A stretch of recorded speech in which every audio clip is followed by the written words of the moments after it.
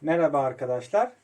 Bugün teknik servisimize gelen iPhone X marka model telefonumuzu onarmaya çalışacağız. Telefonumuzun şikayeti açılmıyor olarak bize geldi. Cihazın şimdi tespitlerini yapıp onarımına geçeceğiz. Cihazımızı ilk önce şarja takıyoruz. Herhangi bir tepki yok.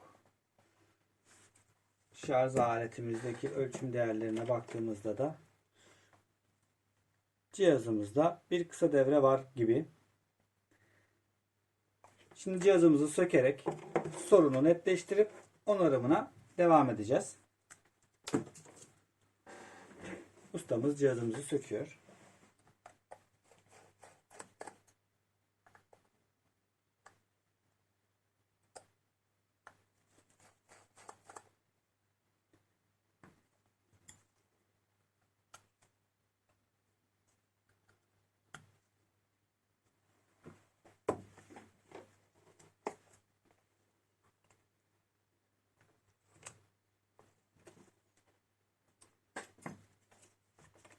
Ekranımızı dikkatlice yerinden çıkartıyoruz. Ve cihazın üzerinde bazı testler yaparak onarımına devam edeceğiz.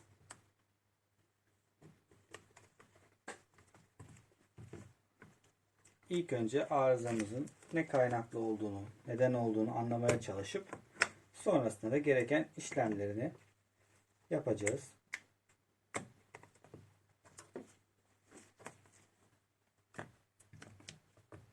Rahat çalışabilmek için ekranı sabitledik.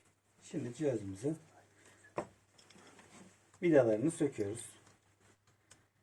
Flexleri yerinden çıkmasın diye gerekli bir kapak var. Bu kapağı önce yerinden çıkartacağız.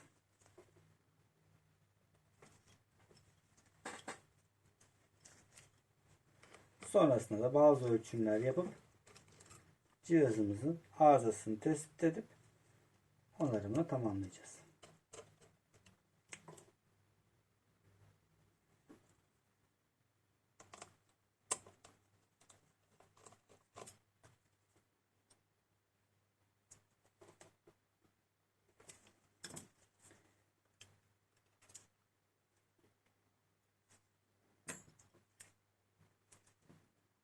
Evet.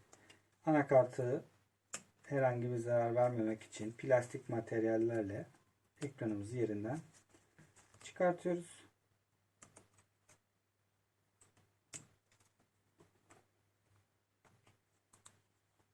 Evet, ekranımızı çıkardık. Şimdi cihazımızı bir güç kaynağı yardımıyla arızasını tespit etmek için öncelikle ölçü aletiyle ölçümlerini yapıp sonrasında da güç kaynağıyla test edeceğiz.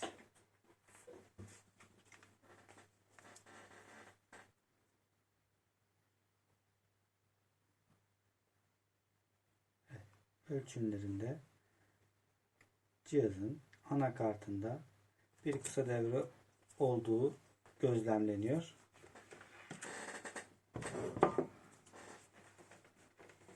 Bunu şimdi güç kaynağıyla da gerçek kısa devre olup olmadığını anlamak için test edeceğiz. Evet, cihazımız kısa devrede. Anakartın üzerinde bulunan bir materyal bu sonra buna neden oluyor. Flexlerini komple söktükten sonra bir kez daha test edip anakarttaki kısa devreyi bulmaya çalışacağız.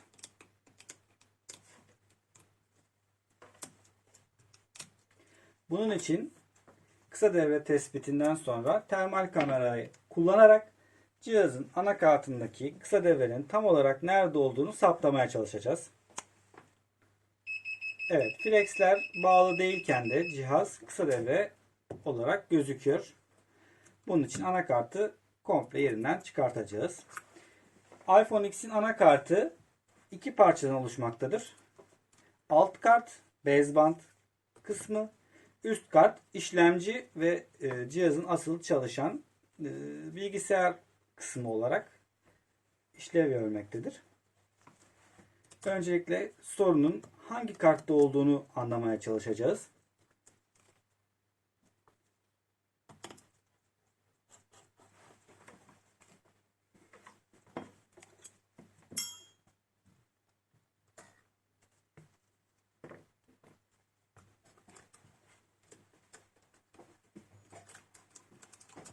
Evet, anakartımız bu. Bu kart öncelikle üst tarafı ve alt tarafı olarak. Burası üst kartı. Bunun bir de alt tarafı, iletişim kısmını sağlayan, asıl telefon olarak çalışan kısmı da bu kısmı. Şimdi önce arızamızı tespit etmek için cihaza tekrardan kısa devresini bulmak için güç vereceğiz. Evet. Hala kısa devrede cihaz. Yani kısa devre anakartta. Evet, kesinlikle anakartta. Termal kamera yardımıyla bu cihazın şu an hangi kartında kısa devre olduğunu anlamak için bilgisayar ve termal kameramızı kullanacağız. Evet, bu da termal kameramız. Cihazımızın ısınan parçalarını bu kamera sayesinde tespit edebiliyoruz. Termal kameramızın bilgisayar üzerindeki görüntüsü de bu şekilde.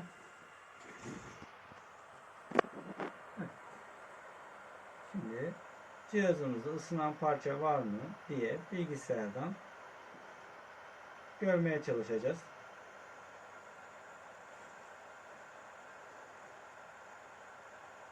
Evet, enerji verdik.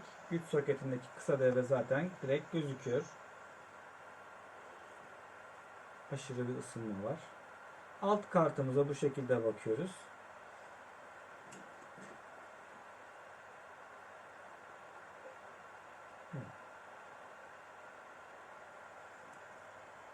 Bu bölgede bir sanki ısı var gibi. Şimdi oralar ısınıyor. Evet, incelemeye devam edeceğiz şimdi cihazımızı.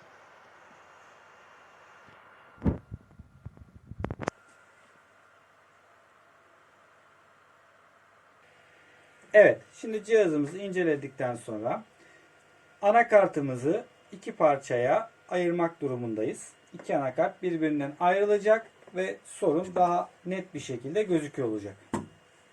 Bu cihazla iki anakartı birbirinden ayırabiliyoruz. Isıtarak üstte çalışan asıl işlemci kısmını telefonun baseband kısmından, telefon özelliği kısmından ayırıp daha net sorunları görebiliyor olacağız. Bu anakart ısıtan cihazımızla anakartları birbirinden ayıracağız. 100 derecede şu an, 180 derece sıcaklıkta iki anakart birbirinden kolaylıkla ayrılmakta. Anakartlar ayrıldıktan sonra da arızamızı gayet net bir şekilde tespit edebiliyor olacağız. 10 dakika. 10 dakika sürecek bu işlem. 10 dakikanın sonrasında anakartımız iki parça olduktan sonra gayet net bir şekilde işlemimize devam ediyor olacağız.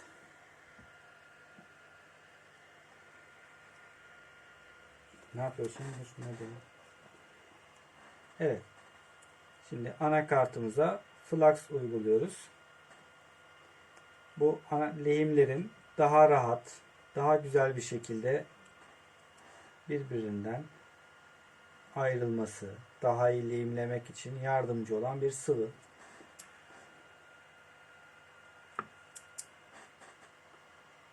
Güzelce uyguladıktan sonra iki anakartı birbirinden dikkatlice ayıracağız.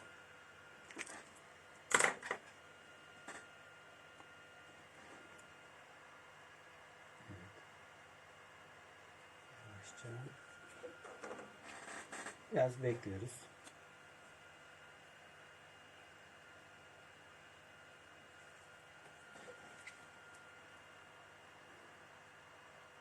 Evet, anakartımız oynamaya başladı. Üst taraftaki anakart. Şimdi dikkatlice ustamız onu kaldıracak.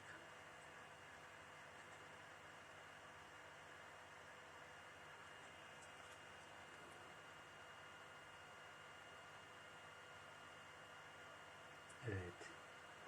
Bu şekilde anakartımızın çalışan üst kısım ve alt kısım birbirinden ayrıldı şu an.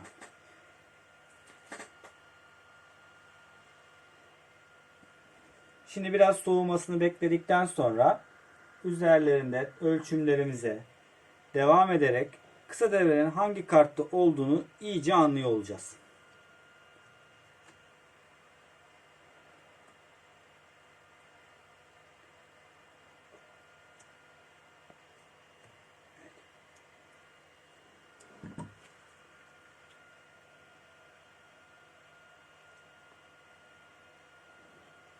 Üzerinde gereken işlemler yapılacak.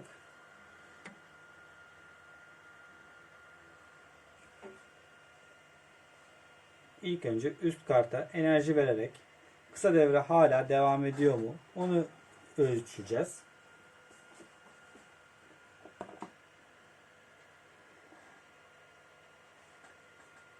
Evet.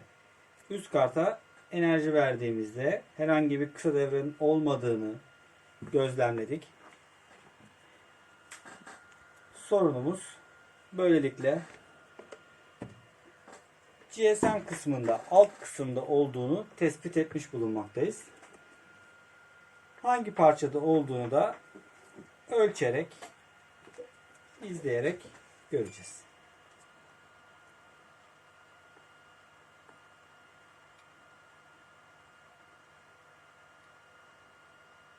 Evet. Kısa devre şu an üst kartta yok.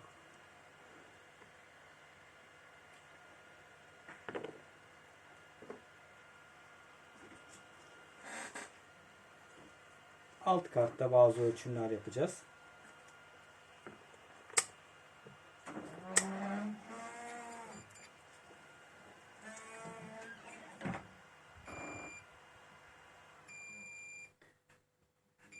Evet. Bu kartta bir kısa devre söz konusu. Genellikle kapasitör dediğimiz malzemeler bu arızaya sebebiyet vermektedir.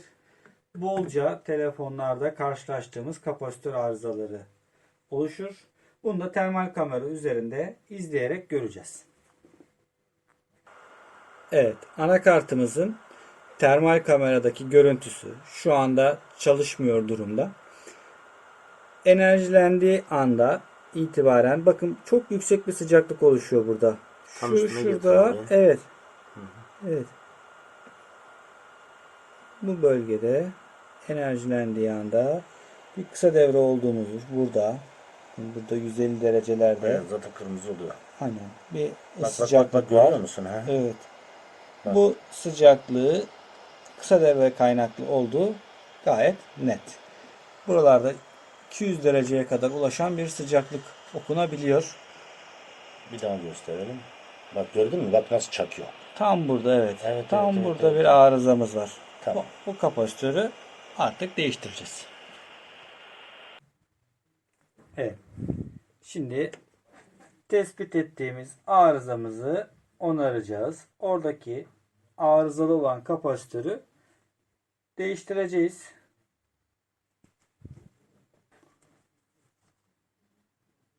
Evet. Buradaki arızalı kapasitör değişecek.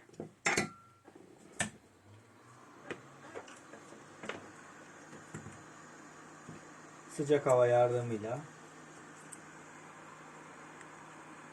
arızalı kapasitörümüzü söküp yerine yenisini takacağız.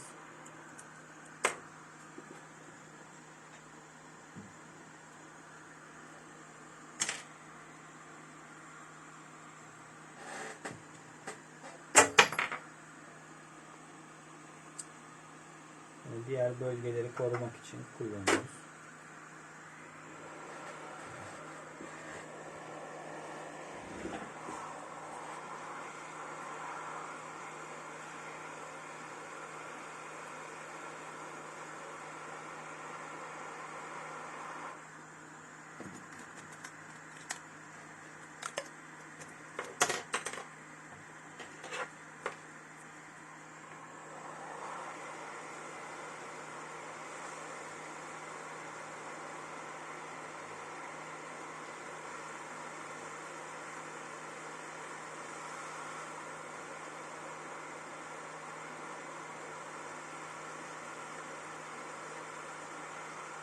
Arızalı kapasitörümüzü çıkartacağız.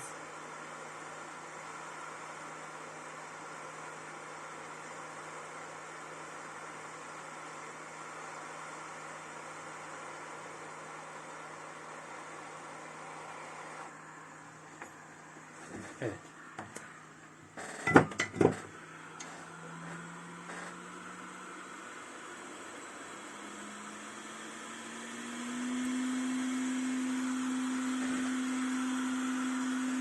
Kapasitörümüzü söktük. Şimdi yenisini takacağız.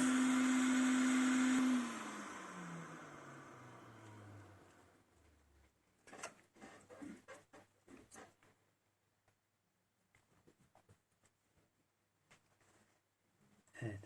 O kapasitör yenisini ile değiştireceğiz.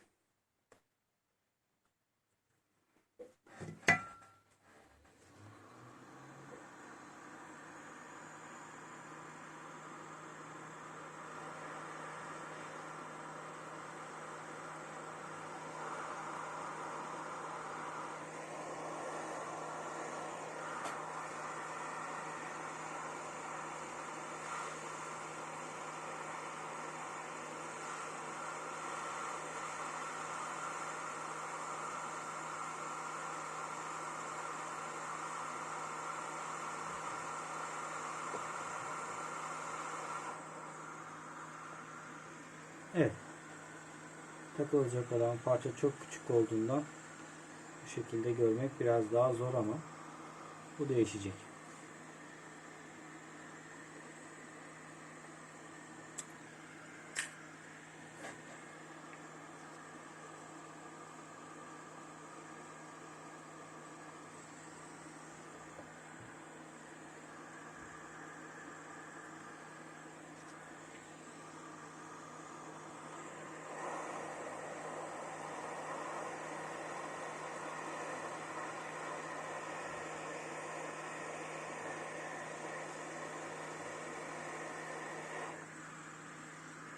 Evet. Parçamızı yerine taktık. Şimdi tekrardan kısa devre kontrolünü yapıp cihazımızı test ara aparatı ile test edeceğiz.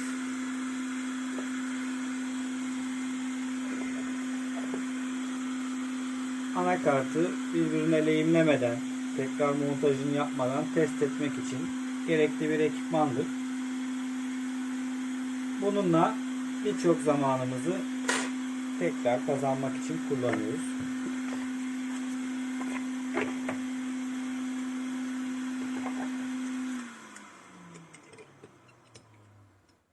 Evet. Birçok modele uyumlu olduğu için diğer parçaları da var.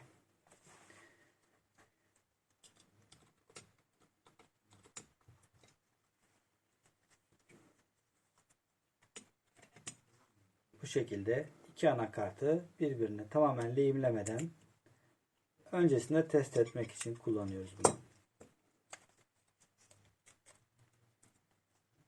Bu şekilde.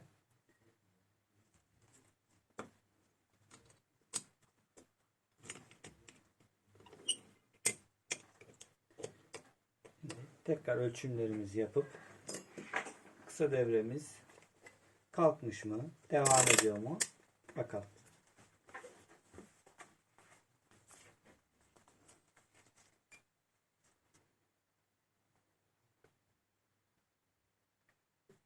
Evet. Şu anda kısa devremiz kalkmış gibi gözükmekte.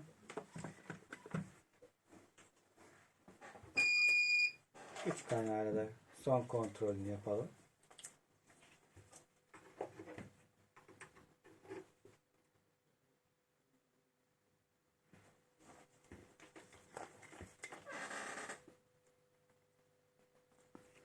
Güç kaynağıyla da testini yapıyoruz. Herhangi bir kısa devre gözükmemekte.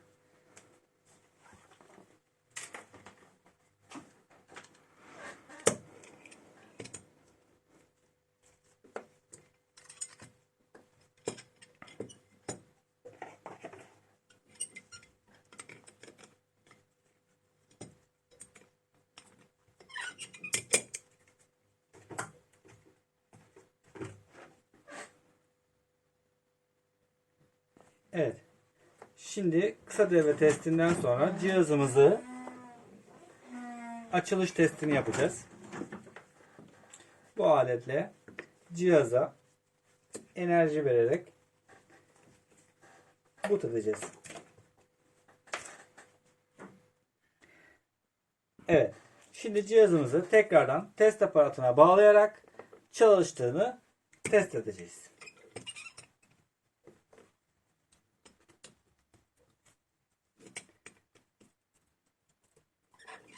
Bu şekilde.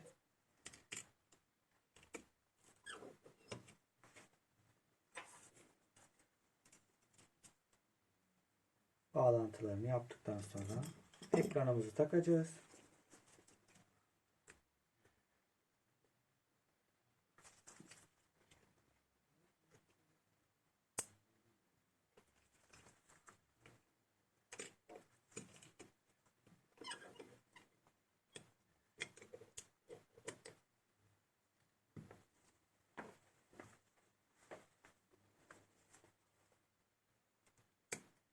Cihazı başlatmak için gereken bir kablomuz. Aynı zamanda güç vermek için kolaylık sağlıyor.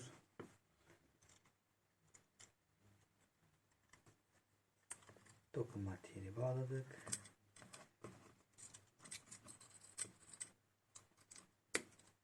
Ekran soketini taktık.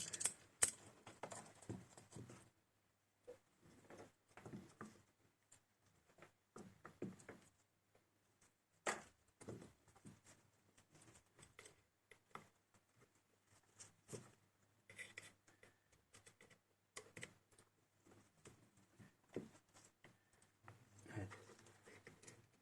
Cihazını çalıştıracağız.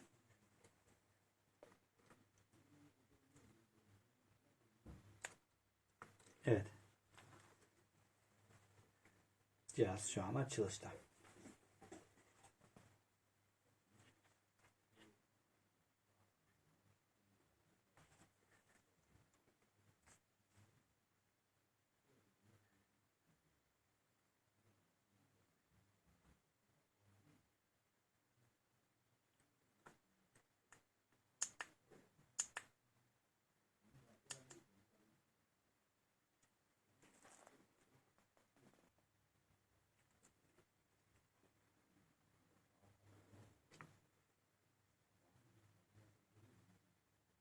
Evet. Cihazımız açıldı. Bundan sonra da cihazımızı toplayıp son kontrollerini yapacağız.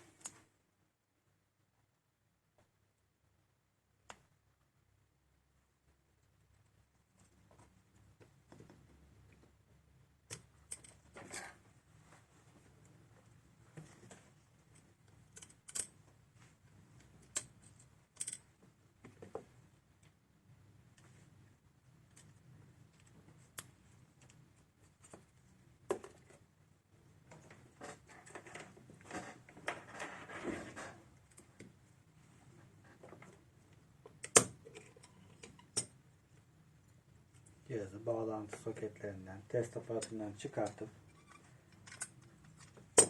iki anakartı birbirinden ayırdığımız noktada tekrardan lehimleyerek işlemi tamamlayacağız.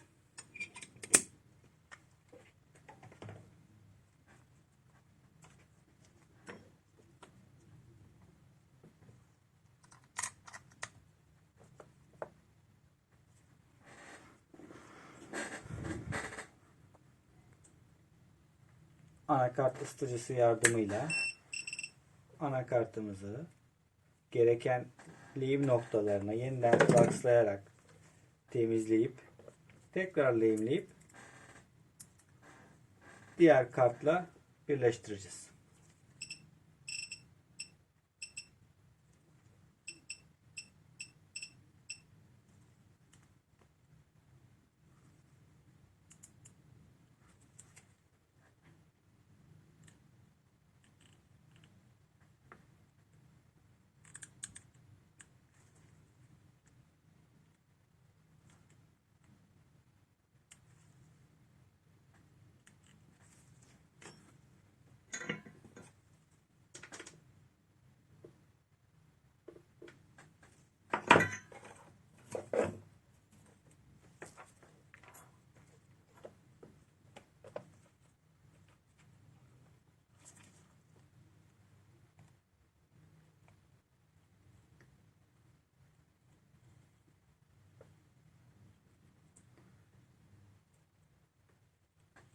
dikkatlice temizliyoruz.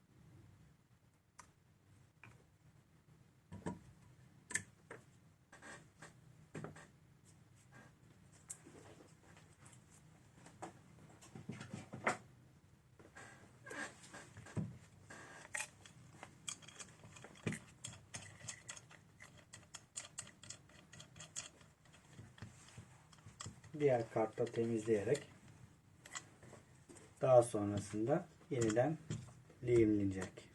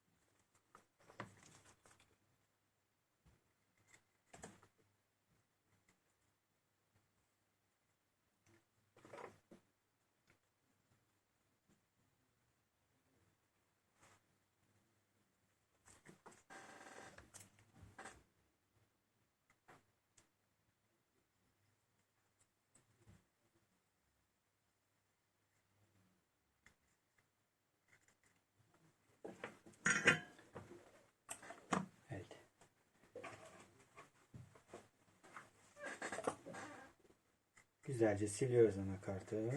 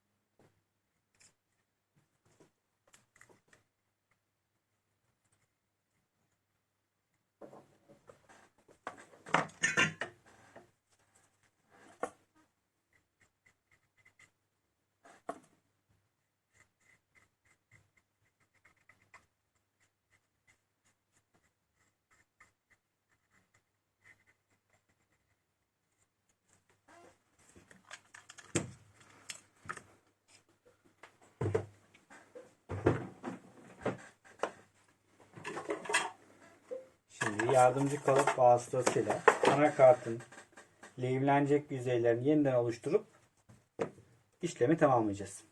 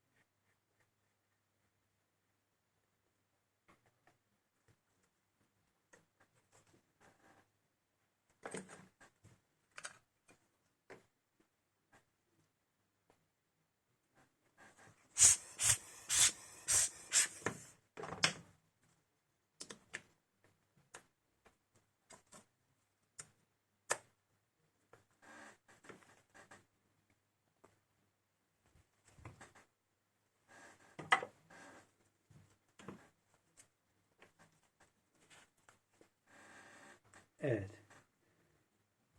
Sıvı lehim olarak bilinen bir malzeme. Bununla anakartları birleştirmek için gerekli olan lehimi bununla sürüp zemin hazırlandıktan sonra kartlar birleştirilecek.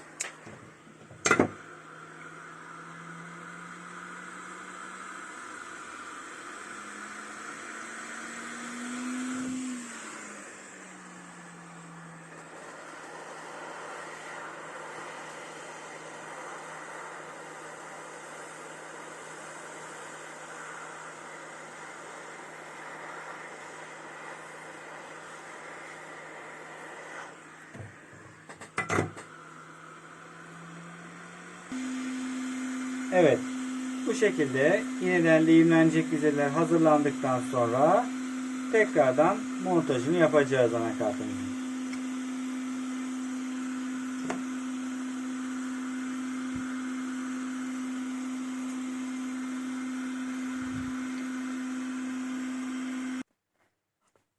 Evet. Şimdi anakartlarımızı birleştireceğiz. Öncesinde bir temizliğimizi yapıyoruz.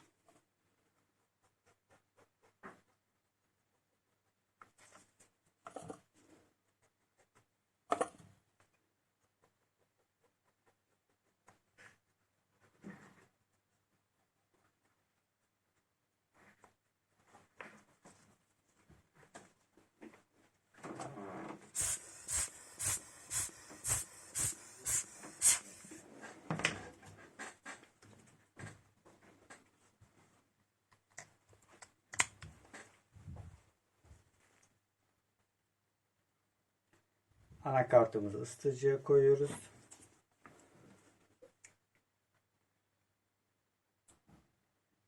Yeniden flak sürüp iki kartı birleştireceğiz.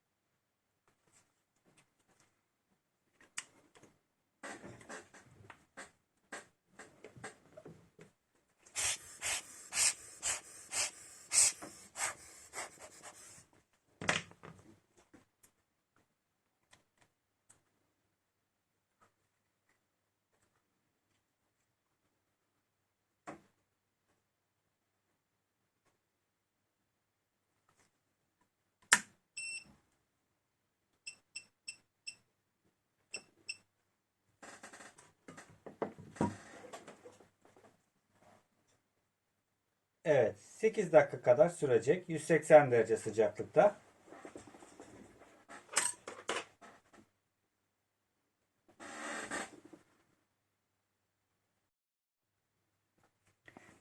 Evet, süre tamamlanmak üzere. Yeniden biraz daha flaks uygulayıp sıcaklığını kontrol edeceğiz.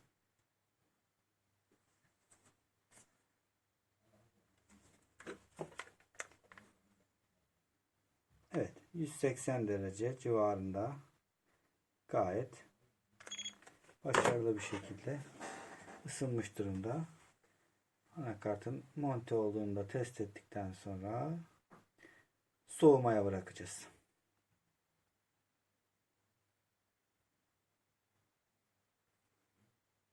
Tamam.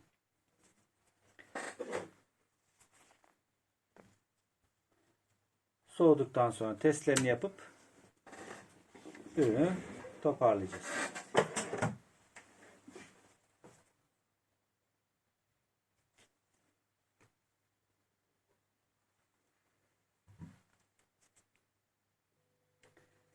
Evet, anakartımız soğudu. Şimdi testlerini yapacağız.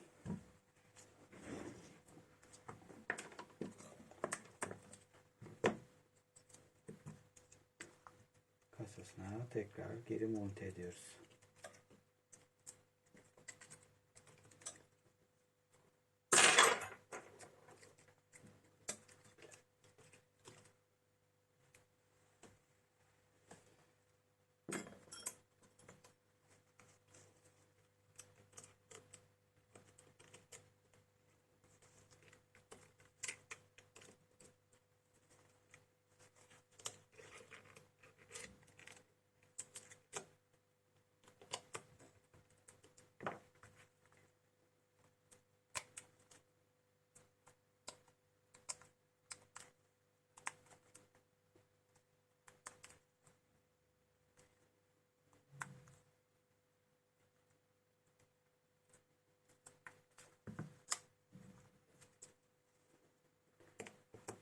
Bütün flexlerini taktıktan sonra ekranımızı takacağız.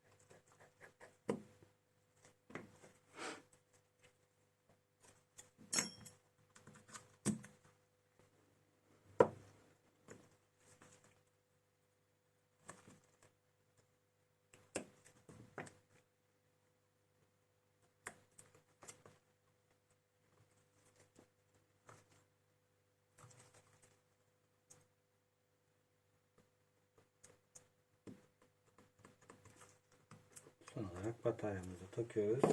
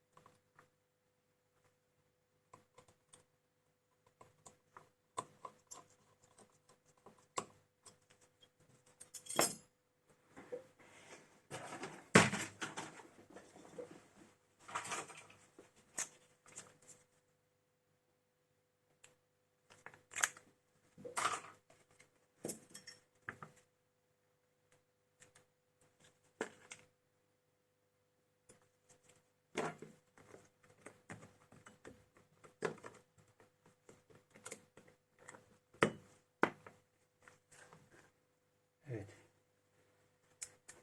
Tamamen montajı tamamlanıyor böylelikle.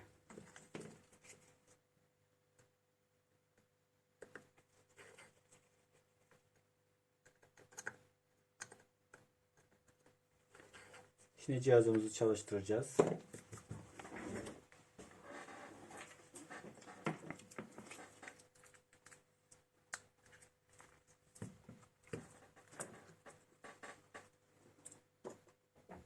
Ve açıldı.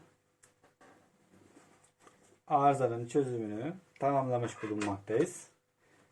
Son testleri yapılıp cihazımız tekrar kullanılmak üzere hazır olacaktır.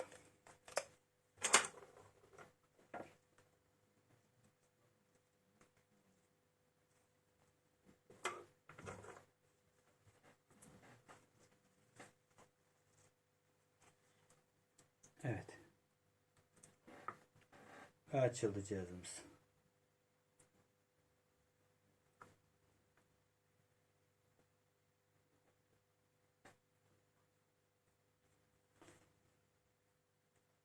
Şu anda çalışır durumda.